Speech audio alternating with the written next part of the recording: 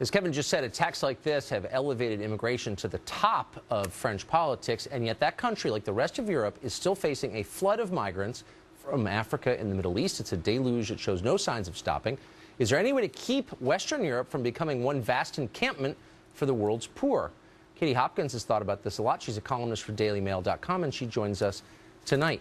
Katie, is there a way to stop what seems like an endless stream of people from these regions coming into Europe?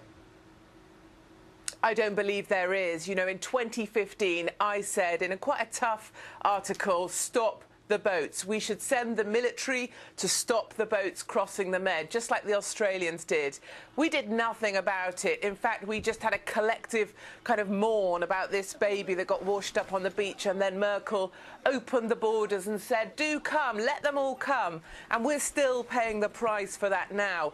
2 years later, and we just had 8,000 migrants arrive in one weekend to Italy, 33,000 so far this year, and more alarmingly than ever, the non-governmental organisations are providing a rescue service which is now operating more or less as a free ferry service direct from Libya to Italy. And I think that's specifically the problem now, is that we have charities providing a ferry service from Libya to Italy direct. So I can only see this problem getting worse.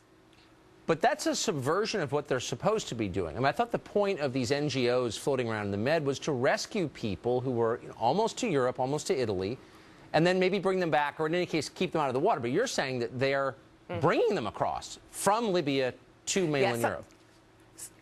Something very strange is happening in the Mediterranean right now. You know, there is a proliferation of these boats. They are more numerous by the day. They are going right up to Libyan territorial waters. They're flashing their large flashlights at nights to attract the migrants to them.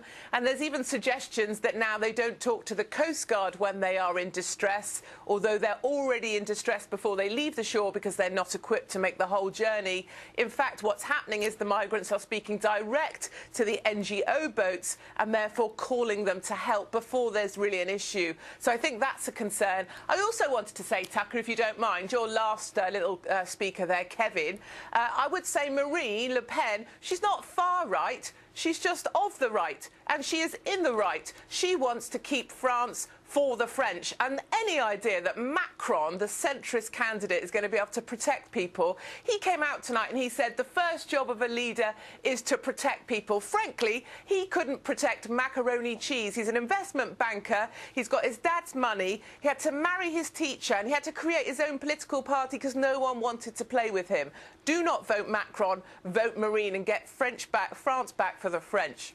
You are highly awesome, Katie Hopkins, I have to say. So, and you are too, Tucker Carlson. So congratulations on your promo. I'm sorry, I lost control for a second. Really quickly, you live there. I'm fascinated by the psychology behind this. I would bet if you could do a real poll, the majority of European citizens are not in favor of unregulated migration in large groups onto their continent, but the people who run Europe seem to be. Why are they in favor of it?